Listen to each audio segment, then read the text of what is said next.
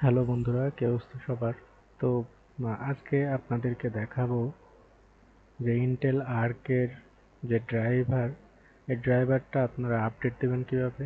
আপনারা এই control panel open করলে দেখবেন যে এই যে ড্রাইভার যে অপশন, এইখানে গেলে যে লাস্ট কবে ড্রাইভার আপডেট দিচ্ছেন ইত্যাদি ইত্যাদি এখানে অনেক অপশনই পাবেন।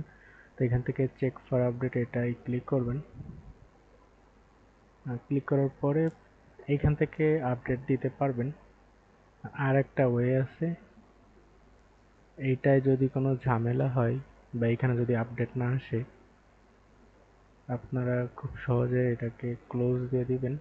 সর্বপ্রথম যে কোনো একটা ব্রাউজার ওপেন করে এখানে ইন্টেল আর্ক A380 হচ্ছে আমার গ্রাফিক্স কার্ডের মডেল।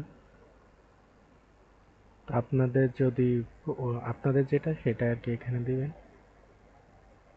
দিয়ে তারপর ড্রাইভার এটা দিলে খেয়াল রাখবেন যেন ইন্টেলের অফিসিয়াল ওয়েবসাইটে আপনি যান।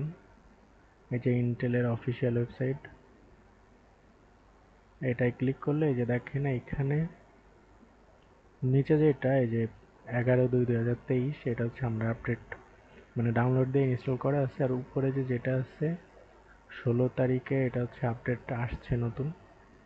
এইখান থেকে সিম্পলি আপনারা ডাউনলোডে ক্লিক করবেন। যদি আপনার ইনস্টল করা থাকে তাহলে এখানে ভিউ ডিটেলস এই লেখাটা আসবে, আর যদি ডাউনলোড না করা থাকে তাহলে ডাউনলোড অপশন আসবে, এখান থেকে ডাউনলোড দিবেন। তো আমি ডাউনলোড দিয়ে দিলাম। আরেকটা জিনিস আপনাদেরকে দেখাই, এই কন্ট্রোল প্যানেলের মধ্যে WHQL সার্টিফাইড ড্রাইভার আপডেট, এটা সম্ভবত অন অফ করা থাকবে আপনাদের, আপনারা এটা অন করে দিতে পারেন। আর অটোমেটিক আপডেট এটা হচ্ছে ডাউনলোড আর ইনস্টল। এখন যে ছবিটা দেখতে পাচ্ছেন এটা হচ্ছে আমার আগের ড্রাইভার যেটা ইনস্টল করা আছে এখন। আর এটার সাইজ হচ্ছে 866 মেগাবাইট। আর যদি একটু দেখায়, এখন যেটা ডাউনলোড হচ্ছে এটা হচ্ছে 884 মেগাবাইট। আগেরটার থেকে এটা একটু বড় করছে ফাইলটা।